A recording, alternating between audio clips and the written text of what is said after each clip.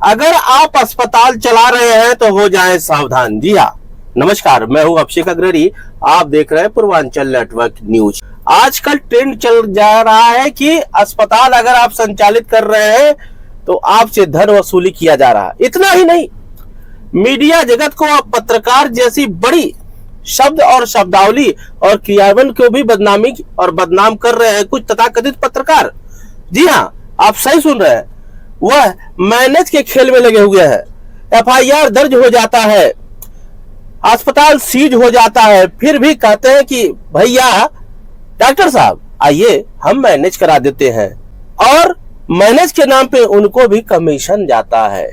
और उसी कमीशन का अध्ययन है कि भ्रष्टाचार खत्म होने का नाम नहीं ले रहा है। आप आधी बात समझ गए होंगे। मेरे साथ बातचीत करने के लिए सर्वोदय हॉस्पिटल के संचालक विवेक सिंह जी हैं। जो विवेक सिंह जी एक सामाजिक कार्यकर्ता के साथ साथ अपने पार्टी का नेतृत्व भी कर रहे हैं, अपने समाज का भी नेतृत्व कर रहे हैं और एक पुनीत काम कर रहे हैं, अस्पताल भी संचालन कर रहे हैं। लेकिन ऐसा क्या हुआ कि कुछ ही दिनों में इनको प्रताड़ित भी किया गया, साथ ही साथ इनसे पैसा वसूलने की भी बात की गई।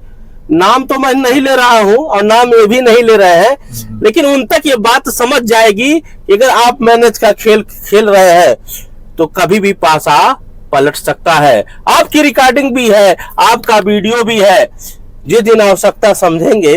क्यों? बिल्कुल बिल्कुल, रिकॉर्डिंग भी है। बिल्कुल है, रिकॉर्डिंग है। हाँ, और मैं पिछले 5-6 साल से हॉस्पिटल चला रहा हूँ, सर्वोदय हॉस्पिटल जो है, और मेरे हॉस्पिटल में कभी किसी तरह कोई एलिगेशन फरिंदा में रहते हुए कभी कोई लगा नहीं। और ये भी जो घटना हुई बहुत मतलब दुखदायक है। इसमें हमारा मतलब कहीं से भी पूरी संवेदना उनके साथ है, पूरी तरह परिवार के साथ।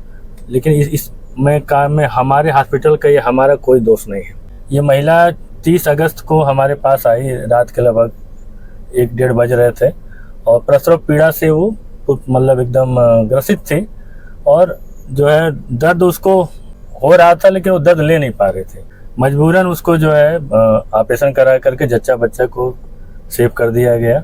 उसके बाद जो है 3-4 दिन हमारे यहाँ रही। जैसा लोग कहते हैं पेशाब रुक गया, चाहे जो भी चीज़ें घटनाएं बाद में हुई हैं, हमारे यहाँ रहते हुए फॉलेज 2 दिन पहले ही निकाल दिया गया था। जाने से पहले उसको कोई समस्या नहीं थी। उसके बाद इन लोगों ने डिस्चार्ज कराया। डिस्चार्ज तभी होता है जब आदमी पूरी तरह संतुष्ट रहे कि हमारा मरीज ठीक है, तभी हम डिस्चार्ज कराएंगे। उसके उपरांत एक माननीय ने फ़ोन करके पैसा भी कम कराया, जिसमें हमने पैसा भी कम किया। उस दिन के मेरे पास रिकॉर्डिंग है 4 तारीख के। जाने के बाद इनको फिर पेशाब की प्रॉब्लम हुई, पेशाब रुका, फिर ये हॉस्पिटल पे हमारे आए। आने के बाद जो है जब हम देखा गया तो उनका जो है क्रिएटिनिन बढ़ा हुआ था। तो हमारे यहाँ कोई नेफ्रोलॉजी डॉक्टर नहीं है, मैं तत्काल प्रभाव से हमने उनको रेफ़र कर दिया। रेफ़र करने के बाद ये चल के श्री वेदना हॉस्पिटल में गए, वहाँ 4-5 दिन थे। वहाँ पे चीज़ें नॉर्मल हुई। फिर ये मुझसे हमेशा लोग टच में रहे, 2-4 लोग आके मिलते रहे। मेरा जो भी सहयोग था मैंने उनको किया, क्योंकि हमारे यहाँ ऑपरेशन का हुआ था जबकि जच्चे बच्चे का किडनी से कुछ लेना देना नहीं है, दूर दूर तक नहीं लेना देना है। अगर हमको किडनी तक पहुँचना है तो लीवर को उठा के टेबल पर रखना पड़ेगा, तब हम जो है जाके पहुँच पाएंगे किडनी तक। जबकि हमारा इंटेंशन सिर्फ ओनली वन था, जच्चा बच्चा। वो जच्चा बच्चे के लिए आए थे, न कि हमारे किडनी के लिए आए थे। फिर भी वहाँ श्री वेदना हॉस्पिटल में 4-5 दिन बाद इन्होंने कहा है कि हम वहाँ नहीं रख सकते हैं, वहाँ हमारा डिस्चार्ज करा दीजिए। तो फिर मेरे पास आए, मैंने फ़ोन करके 10,000 रुपये और भी कम कराया, जो भी इनका बिल हुआ था। होने के बाद जो है फिर ये वहाँ से मेडिकल कॉलेज ले गए। उसके बाद मेरी जानकारी मतलब मेरे बहुत से बाहर हो गए, मुझे जानकारी नहीं कब क्या हुआ, कैसे हुआ, जो भी हुआ। उसी बीच हमारे हॉस्पिटल पे कंप्लेन हो जाता है कि जो है लापरवाही की वजह से हमारे बच्चे मतलब किडनी खराब हो गई। उस समय हमारे हॉस्पिटल पे एसओ वगैरह सब लोग आते हैं, एसआई सब लोग आते हैं। फिर मैं जा कर के उनसे मिलता हूँ, सारे कागज पत्तर के साथ मिलता हूँ। मिलने के बाद जो है अपना स्पष्टीकरण देता हूँ, दोनों एसआई को भी देता हूँ, एसओ साहब को भी देता हूँ। उसके बाद जो है एक मीटिंग फिक्स की जाती है लास्ट शनिवार को, मतलब जिस दिन उनकी एक्सपायर हुई है बच्ची, उस मंगलवार को शनिवार को मीटिंग होती है दीवानी कचहरी में। वहाँ पे सारे गणमान्य लोग हैं जो है, उनको सबको मालूम है कौन कौन था वहाँ पे। तो ये लोगों ने मेरे से इलाज के नाम पे 10 लाख रुपया मांगा। तो जो है मैं मतलब 2 लाख रुपया देने को तैयार था। पहले 1 लाख तैयार था मैं, तो फिर एक बीच वाले हमारे बोले कि भाई 50,000 और कर दीजिए। फिर हमारे वकील भी हैं, नाम नहीं लेंगे, उन्होंने भी कहा भाई 2 लाख कर दिए, मामला खत्म करिए, बहुत गरीब है। तो मैं 2 लाख की पेशकश किया, लेकिन ये लोग उठ के वहाँ से चले गए। जाने के बाद जो है फिर जब मंगलवार को ये घटना हुई तो आप लोग जानते हैं कैसे क्या चीज़ हुआ। और आज फिर जब ये इसका सब दाह संस्कार हो गया, फिर हमको लोग अप्रोच किया जा रहा है कि चलिए उस समय 10 लाख मांग रहे थे, अब 4-5 लाख दे दीजिए, मामले को रफा दफा कर देंगे। मैंने यहाँ भी कहा भैया जब मतलब मुकदमा हो चुका है तो फिर उसको कैसे रफा दफा, FIR हो चुकी है, फिर उसको कैसे रफा दफा करेंगे। तो उन्होंने कहा वो सब कुछ मैनेज हो जाए, कोई दिक्कत नहीं होगा, आप बस एक हिंट दे दीजिए आपको कितना देना है। तो मेरा परिवार के साथ पूरी संवेदना है, लेकिन जो भी चीज़ें हैं वो लोगों के हाथ में नहीं है, उन लोगों के हाथ में नहीं है, बाकी लोगों के हाथ में चली गई। जैसे जो मामला आया संज्ञान में जी, ऑपरेशन किस तारीख को हुआ था, किस तारीख को डिस्चार्ज हुए और 1 महीना के बाद उनकी डेथ हुई?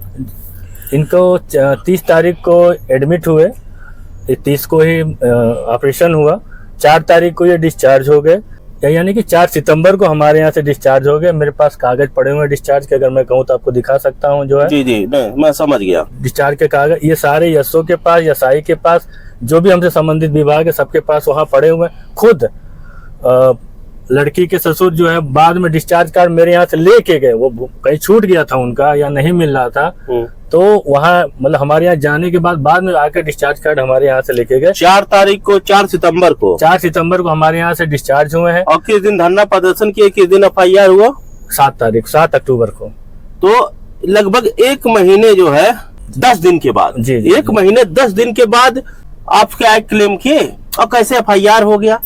अब ये इसके बारे में तो हमें जानकारी नहीं थी, क्योंकि जो है मुझे सुबह आप दोस्तों समझ सकते हैं, आप थोड़ा गौर करिएगा।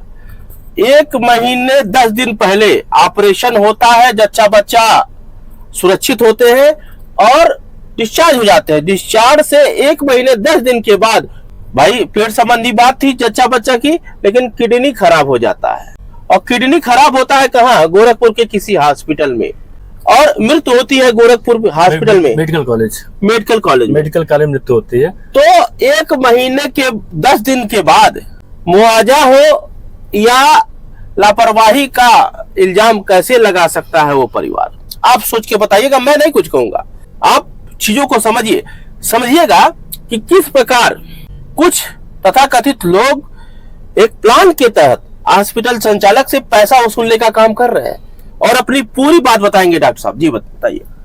फरिंदा का माहौल इतना खराब हो गया है कि जब से 2-4 हॉस्पिटलों में कुछ घटनाएं हुई हैं, उसके एवज में लोग पैसा लेने की बात करते हैं।